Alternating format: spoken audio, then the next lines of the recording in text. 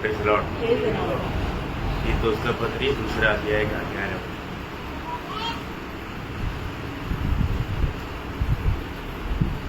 क्योंकि परमेश्वर का वह अनुग्रह प्रकट है जो सब मनुष्य के उद्धार का कारण है। परमेश्वर का वह अनुग्रह प्रकट है जो सब मनुष्य का उद्धार का कारण है। अभी अपन जब प्रभु का मेष में जब जाता है तो ये मेष किसके लिए है? उद्धार पाए हुए लोगों के लिए, है ना? उद्धार पाए हुए लोगों के लिए। तो मेष जब हमारे पास आता है तो हमें ये बात को परखना है कि मेरा उद्धार हुआ है कि नहीं, है ना? और जो लोग ये मेष आपका पास पे से निकलता है और आप हाथ नहीं बढ़ा पाता, तो आपको ये जानना है, इसका मतलब मुझे ये उद्धार का अनुभव नहीं और मेरा ये उद्धार नहीं हुआ, मतलब मुझे प्रभु के साथ कोई नाता नहीं। आपको दुख होता है? जब आपका पास से ये मेष जब गुजरता है उस समय में अरे ये मेष में मेष शामिल नहीं हो पा रहा है, ये उद्धार पाना कोई मुश्किल है? कोई मुश्किल नहीं है ना, क्योंकि वहां पर वजन क्या बोला और एक बार पढ़िएगा। क्योंकि परमेश्वर का वह अनुग्रह प्रकट है। देखा, परमेश्वर का वह अनुग्रह। देखिए, हमारा इसमें कुछ भी लायकी की बात नहीं, प्रभु का अनुग्रह है। प्रभु ने बोला जिस पर मैं दया करना चाहूंगा मैं उस पर दया करूंगा, जिस पर मैं अनुग्रह करना चाहूंगा मैं उस पर अनुग्रह करूंगा। अभी सब लोगों के ऊपर प्रभु का अनुग्रह प्रकट है? सब लोगों के लिए अनुग्रह प्रकट है, परंतु फिर भी अगर हम उसको नहीं मानेगा तो अब देखो, उद्धार पाने के लिए सबके लिए ये उद्धार सबके लिए है ना, उद्धार सबको जरूरत है। तो आज ये बात हमने कितने बार सुना, लेकिन फिर भी हमने वो उद्धार को हासिल किया है क्या? क्योंकि पहला तीमुथियुस 2:4 क्योंकि जो यह चाहता है कि सब मनुष्य का उद्धार हो। देखा, प्रभु क्या चाहता? सबका उद्धार, सबका उद्धार हो।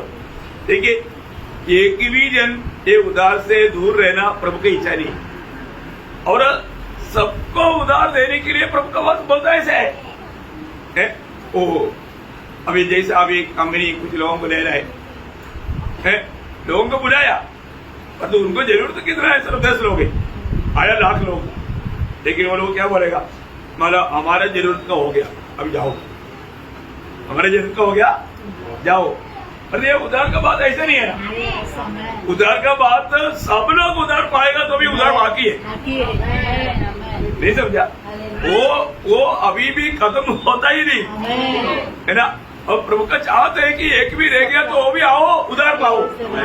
ये पढ़ सुना है?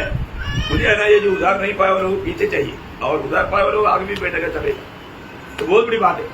तो ये वजन सुनने के लिए वो लोग, उनके पास पेन है, बुक है, उधर ही कुछ कर रहा है, उतना दुखदायी बात है। प्रियो, आप लोग ये बात को, आप उद्धार का संदेश सुन रहे हैं, प्रभु के उपस्थिति में आया, प्रभु की आलोचना सुन रहा है, एक सच्चा उद्धार पाया व्यक्ति है तो मतलब उसको संगति का गौरव है, प्रभु का उपस्थिति का महत्व है। नहीं तो आपको मालूम है शैतान का लक्ष्य क्या है ना, ये तेजोमय सुसमाचार उसका वो लोगों को ऊपर वो बात का चमक दिया ना। अगर आप थोड़ा ध्यान दिया ना, अब कब बच जाता है? आप सोचो, अभी मानो स्वर्गीय पिता है अपने एकलौता पुत्र को सारा दुनिया मुड़कर के पीड़ रहा है। अब बोलो, आपका बेटे को दूसरा लोग कुछ ऐसा कुछ कोई तकलीफ दे रहा है तो आप देखते रहेगा? कभी नहीं देखते रहेगा। परंतु ये प्रिय पुत्र इस रीति में ये सतावट खाने के समय में पिता क्यों देखते रहा?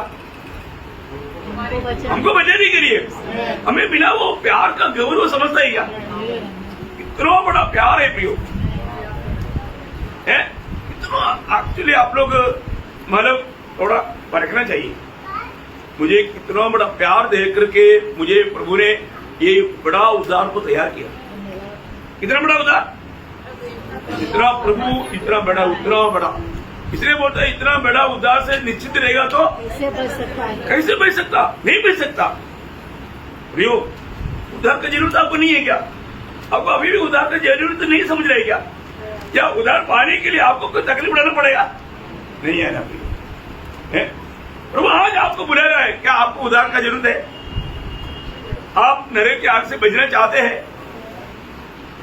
आपको उसके लिए कोई परिश्रम करना नहीं है ना, सब प्रभु ने कर दिया, सिर्फ विश्वास करना, वो बातों को स्वीकारने के लिए एक अच्छा मन रखना है ना। जब हम पहला कुरिन्थी 12 अध्याय का 26 से 31 तक वचनों को वर्णन करने के लिए टाइम नहीं, लेकिन थोड़ा पढ़ करके ध्यान से सुनना, आप लोग सुनने वाला ध्यान से सुनना। हाँ, हे भाइयों, अपने बुलाए जाने को तो सोचो कि न शरीर के अनुसार बहुत ज्ञानवान और न बहुत सामर्थी और न बहुत कुलीन बुलाए गए, परंतु परमेश्वर ने जगत के मूर्खों को चुन लिया है कि ज्ञानवानों को लज्जित करे, और परमेश्वर ने जगत के निर्बलों को चुन लिया है कि बलवानों को लज्जित करे, और परमेश्वर ने जगत के नीचों और तुच्छों को, वरन जो है भी नहीं, उनको भी चुन लिया कि उन्हें जो है व्यर्थ ठहराए, ताकि कोई प्राणी परमेश्वर के सामने घमंड न करने पाए, परंतु उसी की ओर से तुम मसीह यीशु में हो, जो परमेश्वर की ओर से हमारे लिए ज्ञान ठहरा,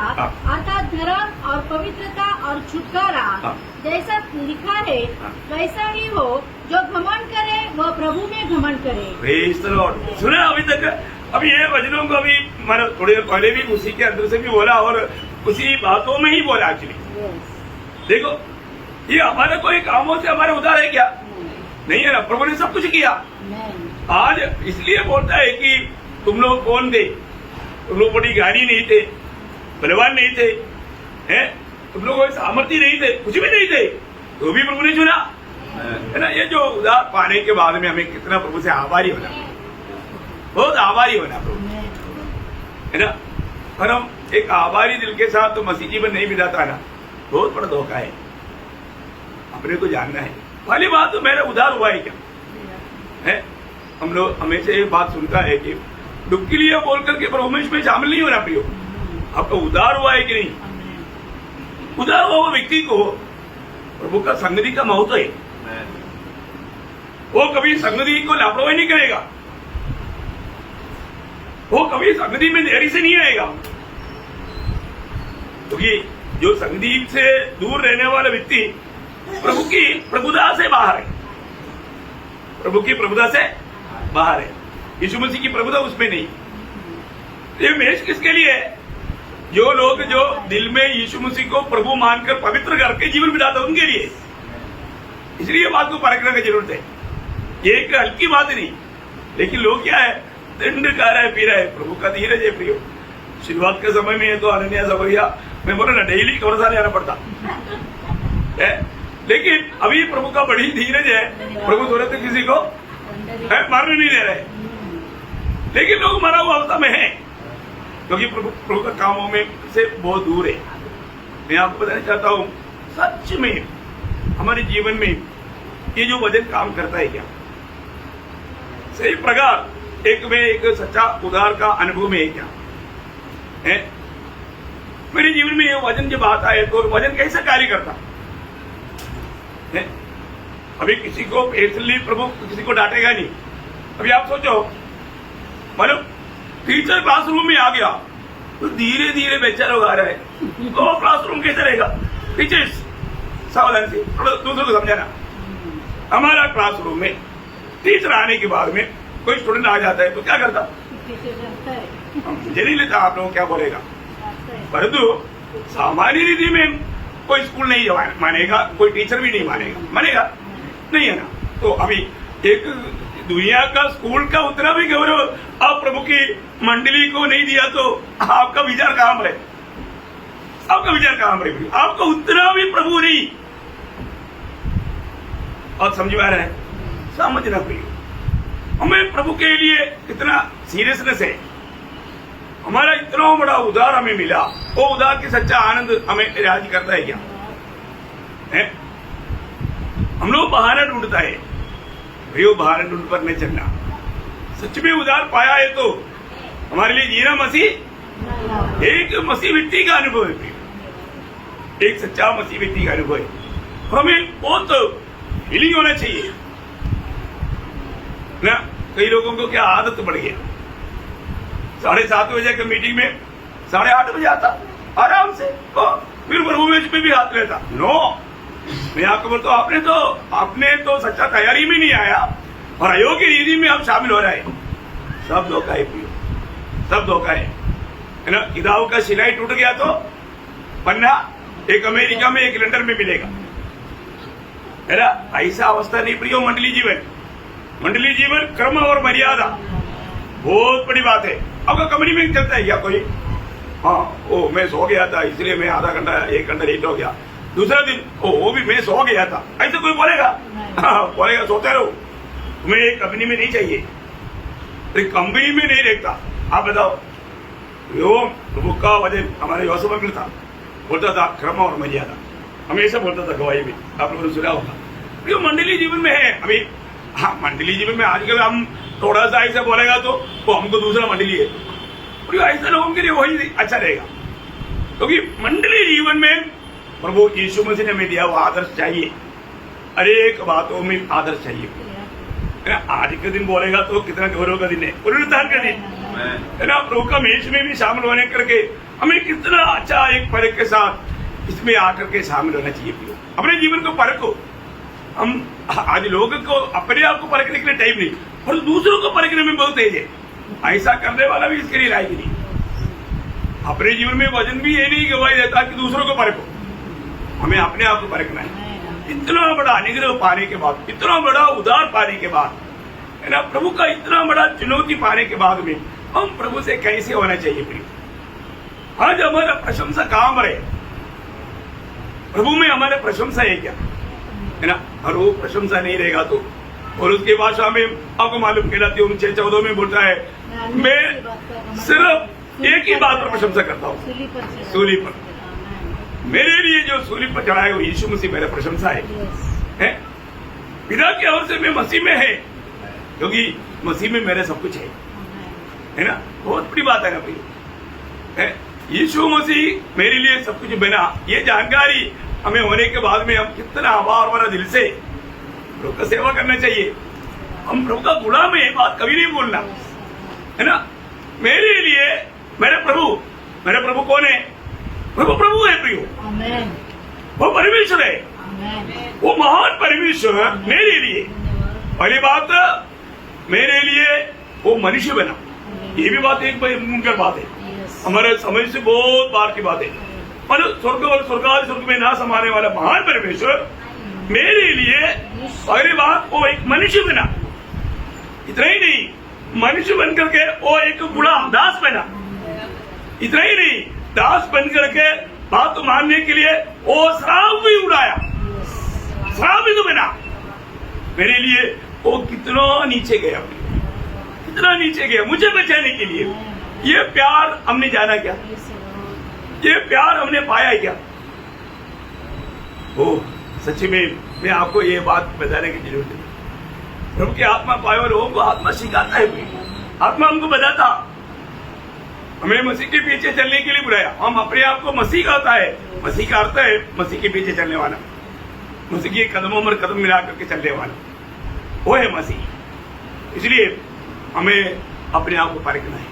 आज और एक अवसर प्रभु ने हमें प्रभु का मेष में शामिल होने के लिए दिया है, तो आज भी मैं उस मेष में शामिल होने के लिए लायक है क्या?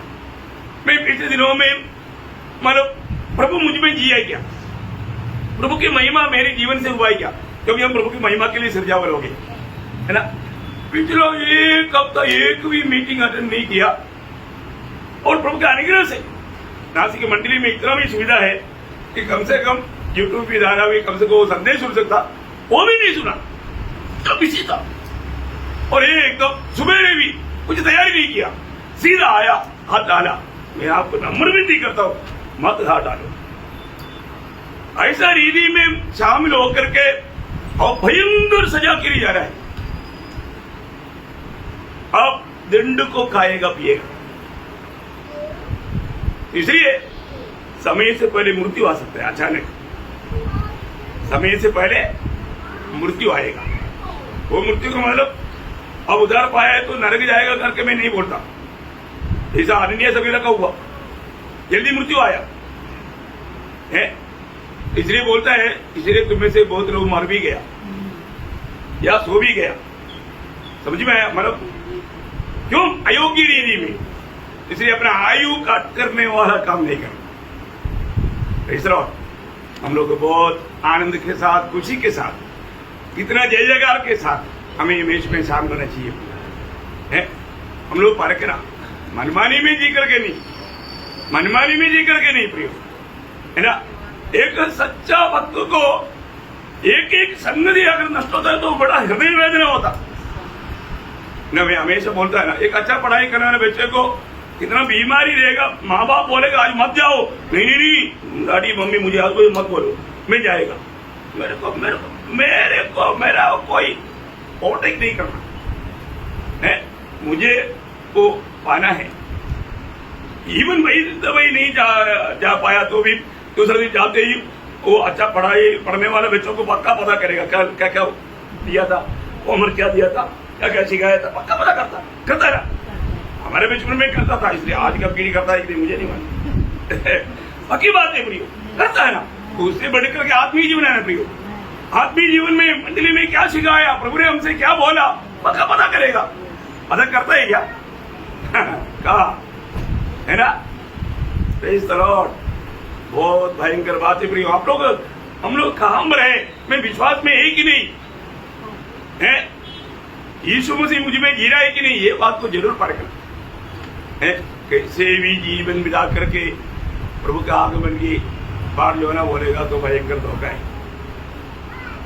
तो प्रभु आप सबको बहुत आशीष दे, योग रीति में शामिल होकर के प्रभु के आगमन की बात होने के लिए सबको प्रभु मदद करे, प्रभु को महिमा मिले। आमीन।